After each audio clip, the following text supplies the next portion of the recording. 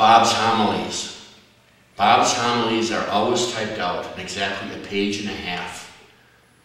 Maybe a page and a little less than a half. Always the same length. And so every Saturday night, he'd always have them sitting on the counter, typed. And so every Saturday night I would read it. And then I decide whose is better. But I always said, I'll give you Bob's homily tonight.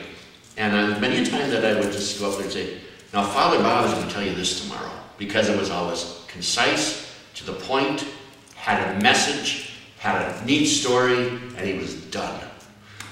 And it was always a page and a half. I don't know how he did that, but it was miraculous. Because I know well the homily helpers aren't that good. He did it on his own research, so maybe that'll turn out to be a lie, but I think so. The other thing about Bob is he thinks he's St. Francis. When I first came here, I had not been that long out of the telephone company, and I had been mauled by a dog, and I was kind of dog shy. The first day I walked into the door at the rectory, 5 dogs ran down the steps at the same time towards me. There was a cat that came out of the other room, there was a bird up in the other room, and then there was something that looked between a cat and a monkey. I still don't know what the hell that pumpkin, whatever her name was, not the most beautiful animal in the world, that was sitting there cleaning itself, and I thought, what kind of a crazy place is this? Or Tevi, the husky, I don't know if you ever heard stories about him, but he was in himself a character at Incarnation, and that they called him Monsignor Cleary as a nickname. So maybe you shouldn't say that, but anyways, Tevi would come in, and they really called him Monsignor Cleary, is he didn't bark, he talked. So he'd come in and go, and the whole staff would wander around following this dog, trying to figure out what he wanted. So they figured he was like a Monsignor, because everybody had to do what he wanted. But the thing he would do is he'd come in. I smoked in those days, and I'd sit in the kitchen and smoke. And he'd come in and talk to me, and I'd ignore him.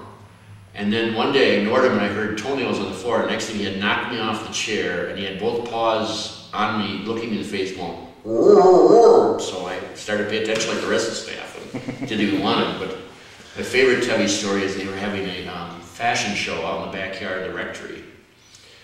And they had a chef out there with a big piece of roast beef. And someone let Tevi into the yard. He grabbed the roast beef, ran to the corner of the yard, absolute corner of the yard, and anyone who came near him with the roast beef was threatened. And he sat there and ate the whole thing in front of everybody. But that was kind of his role in the parish, to be the old Monsignor. He was. And then there was Shana, the shepherd who defended Bob. You always had to be careful, never raise your voice at Bob when he was in his office, unless you looked below to see if there was 2 paws underneath Bob, because if you did, he'd have rin tin tin in 2 seconds. And then there was a 3-legged dog, I don't know what that dog's name was, and then there was odds and ends, and then there's rumor that him and another person in the parish would put on their special cat burglar outfits and rescue unwanted animals from their owners at night, but that was only a rumor, which was, I believe, can be substantiated by other people. So he did have a secret life that a lot of people did not know about. Stained glass window of St. Francis at the top of the steps in the rectory wasn't put there by accident.